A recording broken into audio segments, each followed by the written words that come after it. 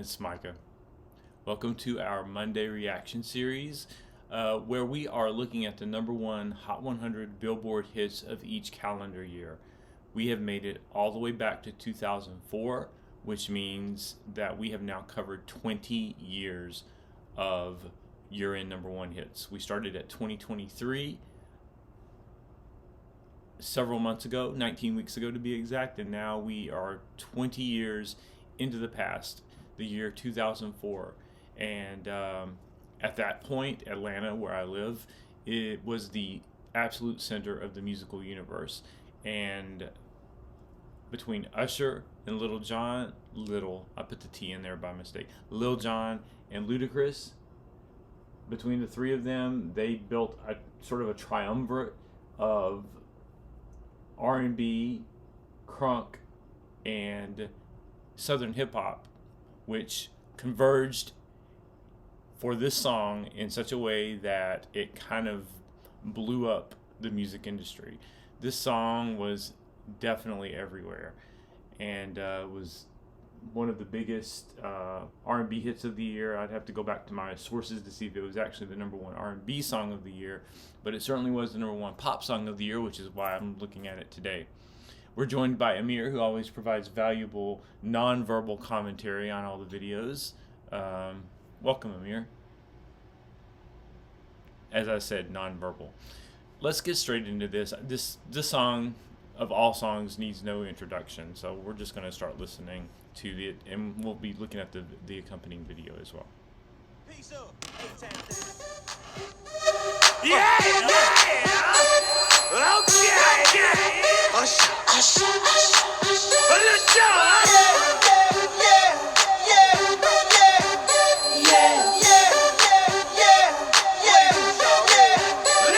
In the club with my homies, tryna get a little VI, keep it down on the low key. She know how it feels. I saw her shorty, she was checking up on me. From the game, she was sitting in my ear. You would think that she know me. Decided to chill.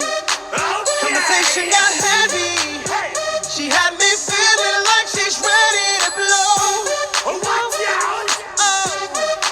She's saying, "Come get me, come get me." So I got up and followed her to the floor. She said, "Baby, let's go." When I told her, I said, Shawty got down on me, said, "Come and get me." I got so caught up, I forgot she told me. Her and my girl used to be the best of homies. Next thing I knew, she was all up on me, screaming.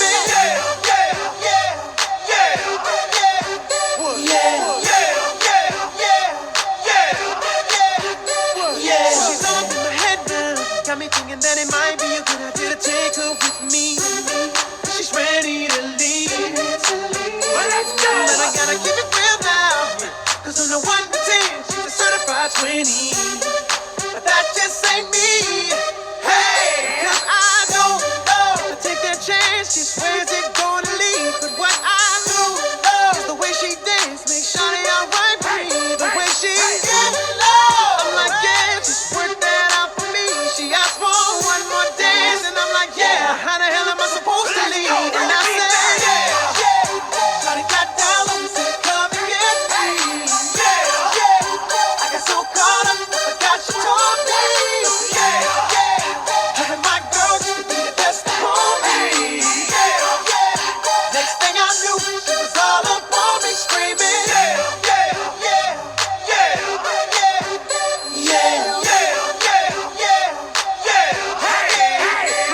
Watch out, my outfit's ridiculous. In the club looking so conspicuous. And wow, these women all on the prowl. If you hold the head steady, I'ma milk the cow. And forget about game, I'ma spit the truth. I won't stop till I get them in their birthday suits. So give me the rhythm and it'll be off with their clothes. Then bend over to the front and touch your toes. I left the jag and I took the rolls. If they ain't cutting, then I put them on foot patrol.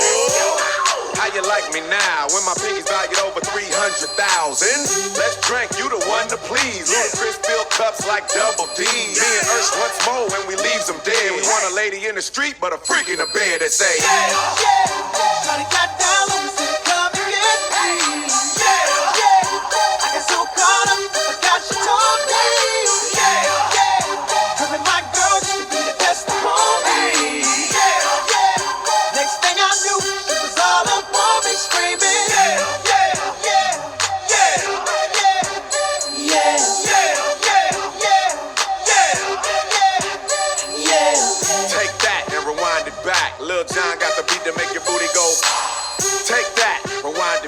Usher got the voice to make your booty go. Take that, rewind it back. Ludacris got the flow to make your booty go. Take that, rewind it back. Lil Jon got the beat to make your booty Let go. me see you do the A-Town star. Do the A-Town star. Now do the muscle. Do the muscle. Do the muscle. Do the muscle. Thunderclap, hey. Thunderclap, hey. Thunderclap, hey. Thunderclap, hey. Rock away. Rock away. Rock away. Rock away. And cut. I know that song backwards and forwards. I know the song by sound, backwards and forwards. So I almost, from that perspective, didn't need to hear it. Every element of that production, every synth bleat that Lil Jon programmed for that song, the beat, the Ludacris rap bridge, that stuff is indelibly inked in my brain, for sure. But I did need to see this and react to this again in real time in order to flesh out some things which I've totally not realized over the course of 20 years. When a song is this ubiquitous, you kind of tune out the things after a while that you aren't paying attention to. That's how my brain works anyway. So I was quite frankly shocked at some of the things that I was able to pick up on, since, I don't ever sit down and listen to this song closely because it's just a song you get up and dance to, or a song that sort of plays in the background. It's not the sort of song you sit down and study unless that's your, explicit goal. And of course that's what we're doing here. So this was a really interesting listen for me. First thing I have to say is I am so proud to be from Atlanta. And I moved here for college, so I'm not from here, but I've been here for some decades, so I think I can kind of claim it.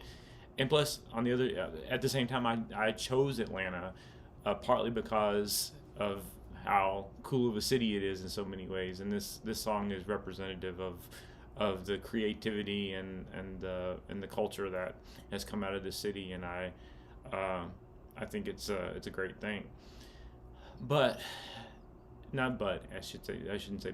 And here's what really got me and what really threw me about this video that I was watching, and if you could probably see and make out that it was captioned, so I got to read the lyrics. I didn't know the lyrics to the song.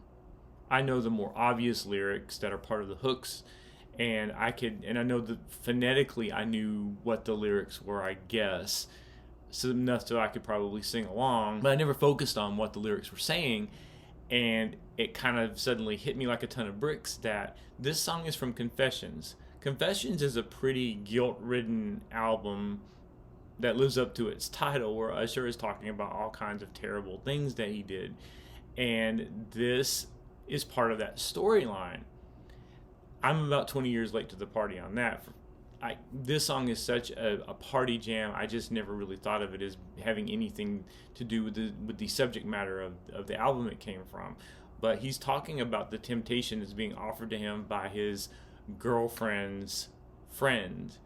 And so it's a really sticky situation, and he's having this conflict in real time at the club while this is happening. Now, for the purposes of it being a huge dance floor smash, the focus is on the fact that it's set in a club and this is where all of the action is going down. But there's a real storyline here, and I guess this is part of what makes Confession such a compelling album, is that there is a through line of narrative that's manifested in different ways over the course of the album. It just never occurred to me, I'm a Janet Jackson fan. That's no big surprise. Everybody who knows me knows that. And she did Rhythm Nation, and then in the middle of Rhythm Nation is Escapade. Totally just seems like a break from the rest of the album. It's just it's a respite from the heavy subject matter of some of the rest of the album. And that there's no obvious connection to the theme of the album, although I do think that underneath the surface there are some connections. I just assumed that it was similar to that, and it turns out that I just haven't been paying attention to the lyrics all this time. So that's new. Secondly, from an instrumental perspective, this song is such a home run. It's such an infectious beat. It's such a distinctive sound. But prior to this song, I had been exposed to some of Lil Jon's productions, and I kind of didn't like them in a way because they brought back some of the somewhat abrasive synth stabs that sort of replicate horns, I guess. This is, to me, very reminiscent of club music from, I guess, the late 80s and early 90s, which has kind of a dissonant, almost unpleasant sound. And when Lil Jon paraded these sounds out in the early 2000s, I was like, ugh, here we go again with this stuff. Because to me it seemed like a throwback to those club, and especially the gay club type records that would have been playing 10 years earlier, and that, you know, although those songs are cool for what they are, I just wasn't into that aesthetic so much. After a few years of Lil Jon having incorporated that type of sound, I finally drilled it into my head that this is part of this type of music, which I'm much more in tune with than the club music from the early 90s. But that sound, that bleeding sound, that part, which is almost non-musical in a way, it sounds, it's sort of noisy for a musical accompaniment. And so since that's very prominent in the song, I sort of in my mind relived that moment of having to come to terms with the fact, okay, well, this is where R&B music is now, or this is where popular music is now, using these types of sounds. The other thing is Ludacris. I think Ludacris is probably the best rap feature artist in the history of hip-hop. Any song that he's the featured rapper on, almost always his rap is the highlight of the song. He knows how to weave parts of the narrative of the song, but still put his own personal stamp on it, and bring the song to him, and elevate the quality of the song with his clever and concise and humorous takes on whatever the song subject matter is. Any song Ludacris features on is just gold to me. As for the video, I was a little struck by how young Usher still looked in this video, because he'd been out for over a decade at this point. I mean, he was really young when he started. There is a distinct youthfulness here where he almost looks like he could be a teenager still in this video, and he was well out of his teens by this point. And I think it was on his fourth album. I wish the choreography had been more prominently featured here, because the choreography is outstanding, and Usher, of course, is a pleasure to watch, because his movements, his dance movements, are so velvety smooth. Like, that's what he specializes in. It's just like you almost get lulled into thinking he's not really doing that much, because his transitions are just so sinewy and smooth, and that's on full display here. But there's also some pretty cool, intricate little choreography going on here, but the video is kind of dimly lit, and there's lots of fast cuts. So it would have been nice to have seen, maybe if they had released a cut of the video that was just the choreography, and maybe turned up the lighting a little bit so that you could really make it out a little better. It's definitely old enough now that we can call it a certified classic. Of course, Usher ended the Super Bowl halftime show earlier this year with the song. It's his signature song. And that's saying a lot, considering the number of hits that Usher has produced over the years. This is a wonderful record.